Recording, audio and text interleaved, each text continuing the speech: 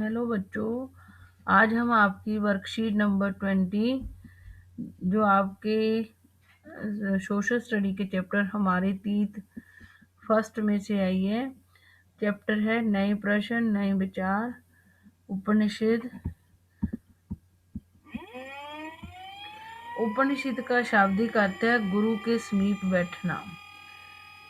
इन ग्रंथों में उपनिषद होते हैं ग्रंथ, इनको हम धार्मिक ग्रंथ नहीं कह सकते, ये दार्शनिक पुस्तकें होती हैं। तो इसका उपनिषद का शाब्दिक अर्थ क्या होता है? गुरु के समीप बैठना, अपने गुरु के। चाहे जैसे कि आप स्कूल में जाते हो तो जो आपको टीचर पढ़ाता है, जब पढ़ते हो तो उनके समीप बैठते हो। समीप का मतलब पास बैठना। इन ग्रंथों में अध्यापकों और छात्रों के बीच बातचीत का संकलन है। जो उपनिषद है इसमें जो पुराने गुरु और उनके छात्र होते थे, अध्यापक और उनके स्टूडेंट होते थे, उनके बीच में जो बातचीत होती थी वो इसमें लिखी गई है इन ग्रंथों में। इन विचारों को सामान्य वार्तालाप के माध्यम से प्रस्तुत किया गया है। मतलब जो भी ये उनके छात्रों और अध्यापकों के जो विचार हैं वो मतलब इसमें बातचीत के द्वारा प्रस्तुत किए गए हैं, जो दिखाए गए हैं। जिस समय बुद्ध उपदेश दे रहे थे, जो पिछली वर्कशीट में हमने गौतम बुद्ध के बारे में पढ़ा था, जिन्होंने ज्ञान प्राप्ति के लिए संसार को मतलब घर छोड़ दिया था, घर के सुखों को छोड़ दिया था, और फिर उन्होंने ज्ञान अर्जित किया था, और सारनाथ में उन्होंने अपना पहला उपदेश दिया था। जब वो उपदेश दे रहे थे और तो शायद थोड़ा पहले अन्य विचारकों ने भी कठिन सवालों के जवाब खोजने की।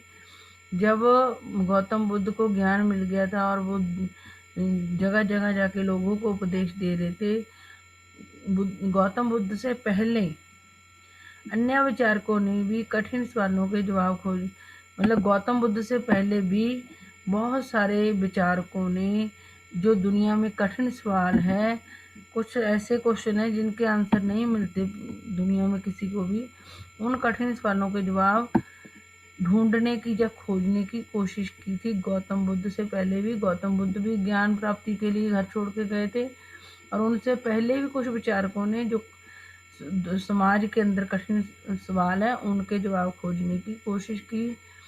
उनमें से कुछ उनमें से कुछ जानना चाहते थे कि मृत्यु के बाद जीवन के बारे में। वो कुछ विचारक मृत्यु के बाद जीवन के बारे में जानना चाहते थे कि जब व्यक्ति की मृत्यु हो जाती है कि उसके बाद भी एक जीवन होता है। तो अन्य जानना चाहते थे कि यज्ञ क्या होते हैं। कुछ लोग जानना चाहते थे कि यज्ञ क्या होते हैं, और कुछ लोग जानना चाहते थे कि मृत्यु के बाद भी जीवन होता है। इनमें से कई विचारकों का मानना था कि ब्रह्मांड में कुछ स्थायी है। मतलब इनमें से कुछ विचारक ये मानते थे कि जो दुनिया है इसमें कुछ ना कुछ ऐसा है जो हमेशा रहता है। स्थायी का मतलब इस दुनिया में कुछ ना कुछ चीज ऐसी है जो हमेशा रहती है। जैसे कि व्यक्ति की मृत्यु के बाद व्यक्ति का जो शरीर होता है लेकिन वो खत्म हो जाता है, लेकिन जो व्यक्ति की आत्मा है वो रहती है, इस ब्रह्मांड में रहती है। मतलब आत्मा स्थायी है, शरीर स्थायी नहीं है, जो मृत्यु के बाद भी बचा रहता है।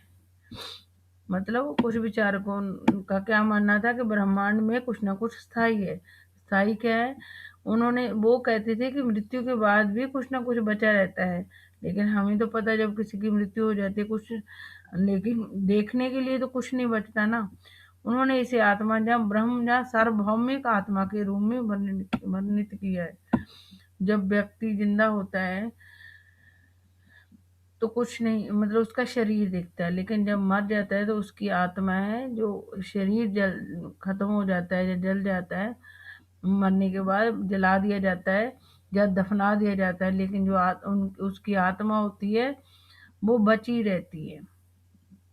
और जो विचारक थे गौतम बुद्ध से पहले, उन्होंने इस आत्मा जो भी चीज बची रहती है मरने के बाद, इसे आत्मा ब्रह्म या सार्वभौमिक आत्मा के रूप में वर्णित किया है। मतलब मरने के बाद आत्मा बची रहती है। वे मानते थे कि आखिरकार आत्मा और ब्रह्म दोनों एक ही हैं।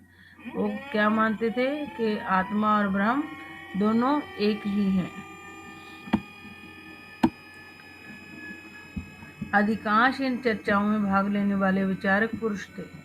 जो पुराने समय में छात्रों और जो उनके अध्यापक होते थे उनमें जो बातचीत होती थी वो ज़्यादातर पुरुष होते थे, विशेषकर ब्राह्मण और राजा।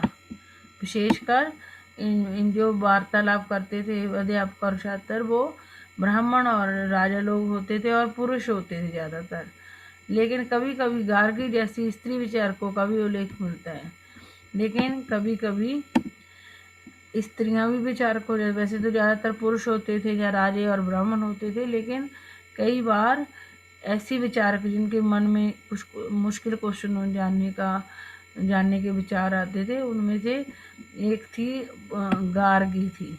गार्गी नाम की महिला थी जो कठिन प्रश्नों के मतलब आंसर जानना चाहती थी, जो अपनी विद्वता के लिए प्रसिद्ध थी।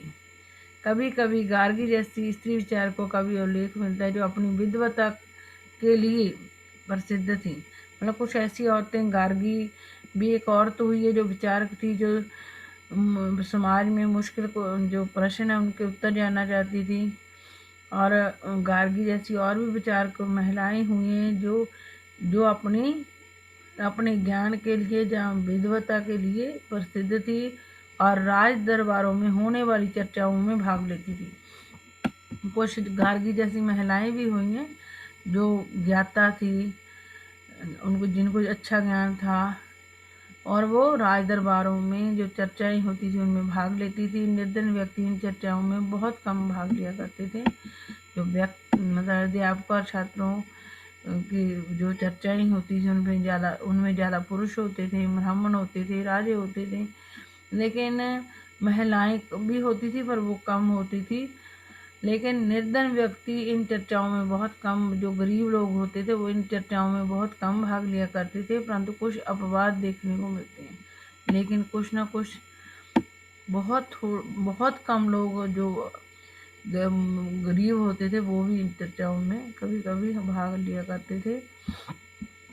अब इन क्वेश्चनों के हम आंसर देंगे। उपनिषद शब्द का क्या अर्थ है? उपनिषद का शब्द का अर्थ हम ऊपर पढ़ चुके हैं। उपनिषद शब्द का अर्थ है गुरु के समीप बैठना या अपने अध्यापक के पास बैठना। विचारक किन सवालों को जवाब खोजना चाहते थे? पहला तो ये कि विचारक यह जानना चाहते कि मृत्यु के बाद जीवन के बारे में जानना चाहते थे। ये पहले इतना लिख सकते हो, विचारक मृत्यु के बाद जीवन को जानना चाहते। ये वाला आंसर लिख सकते हैं हम, ये वाला मृत्यु के बाद जीवन के बारे में जानना चाहते थे। नंबर 2, वो जानना चाहते थे यज्ञ क्यों किए जाते हैं। उस समय की महिला विचारक का नाम लिखिए, ये रहा गार्गी। महिला विचारक कौन थी? गार्गी। बस इतनी सी आपकी वो थी वर्कशीट। इसको समझ लेना, सुन लेना वीडियो को बार बार, तो समझ आ जाएगा आपको।